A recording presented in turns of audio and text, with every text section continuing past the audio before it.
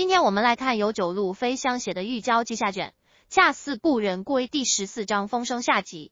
于是之前所有的否认、杀意，此时都尽数变作心间与唇角的震颤。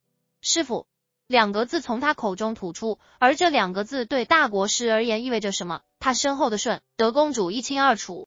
顺德望着纪云禾，身侧的手紧紧地攥成了拳头，而此时的纪云禾手中印已结，没有人看清他的身影。他转瞬便落在大国师身前，或许大国师是看清了的，但他没有躲，他凝视着纪云禾，目光似乎已经穿透了他，触及了他的灵魂。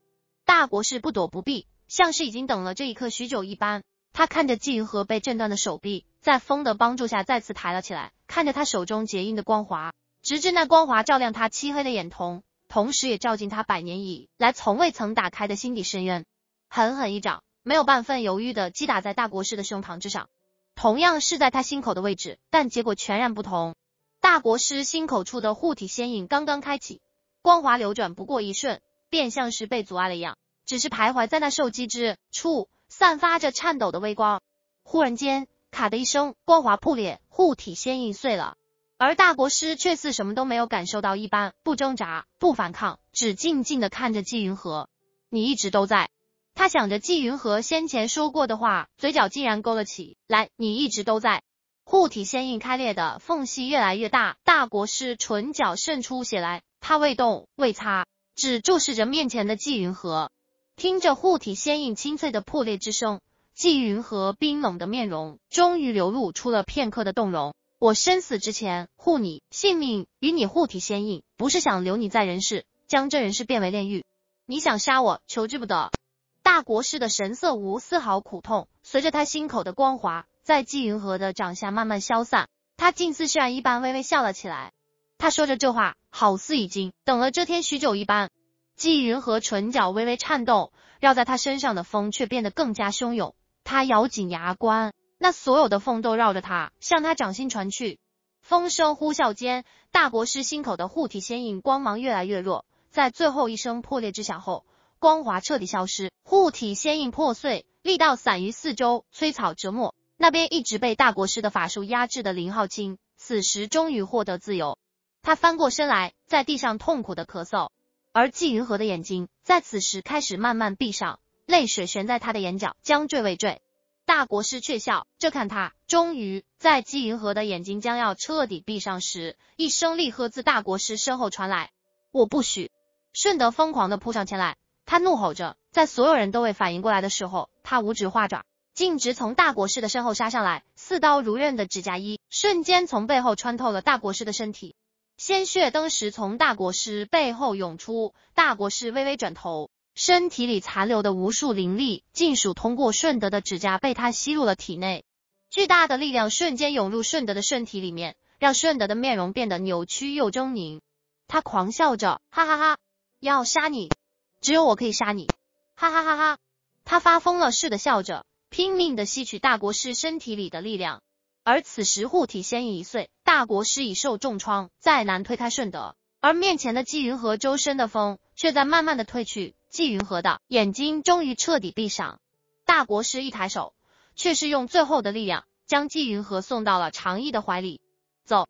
他的话已无先前的力量，顺德身上的伤口在大国师的力量涌入身体之后，都以肉眼可见的可怕速度在愈合。他转头，身上的青色气息暴涨，今日谁都别想走。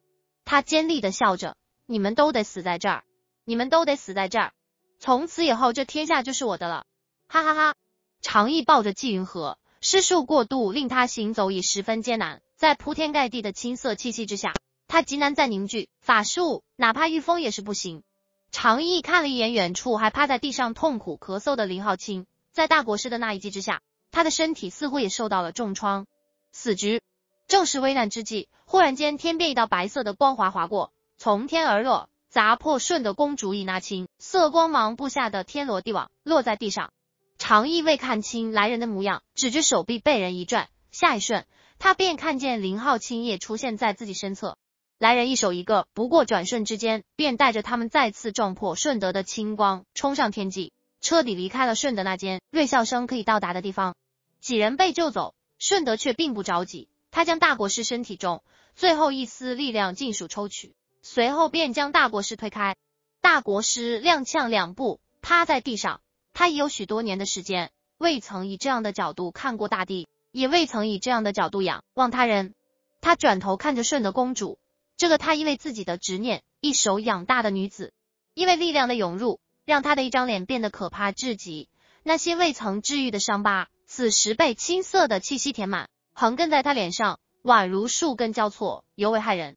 他眼中已全然没有了人性，止于想要杀戮的疯狂。他看向天际，随手挥了一道力量出去，似想将逃走的几人打下来，却被人挡了回来，力道落在大国师身侧，在地上划下了极深的印记。顺德似乎想追，但他突然嗨了2声，他身体里力量太多，开始相互冲撞挤压。他痛苦地跪在地上，身体一会儿抽搐，一会儿颤抖，过了许久也未曾平静。大国师看着他，但他现在却连站起来的力量都没有了。不知过了多久，天色已经变黑，顺德好像终于将身体里的力量都融合了一样。他望了一眼天际，逃走的人是追不回来了。他转头看向身边的大国师，大国师依旧趴在地上，无法站立，他面色灰败，那一头青丝也在这一日之间尽数变白。师父，顺德公主歪着脑袋看着地上的大国师，像是看到了什么笑话一样，哈哈哈哈，师父，你也有在地上匍匐的一天，哈哈哈。他笑罢，伸出手将大国师拉了起来，他扶着他，带着他一步一步往地牢里走去。走入地牢，顺德随手推开一个牢笼，随即将大国师丢了进去。他将牢门锁上，在牢门外蹲下。阴暗的地牢里，只一根火把还在燃烧。顺德在火光跳动下，盯着牢笼里形容枯槁的大国师，时而笑，时而怒，时而又静默，最后甚至流下泪来。你看看，你看看，这人是起起伏伏，谁知道明天会发生时吗？您是多么高高在上的人啊，像是天边的明月，从小我就只能仰望您，但现在您怎么沦落到这个地步了呢？你想要死，你以为你心中的人回来了，他通过纪云河重新回来，这人是了是不是？他想杀你，你就想死，凭什么？他站起身来，我不许，我这一生你让我如何，我便要如何，如今也该你顺着我了。他转过身，影子被火光拉长，落在他身上。师父，你的力量给我了，你别担心，我会完成你的愿望，我会替你为天下办丧。他微微侧过头，咧嘴一笑，那唇角像动物一样，径直咧到了耳根，诡异的宛如地狱之鬼。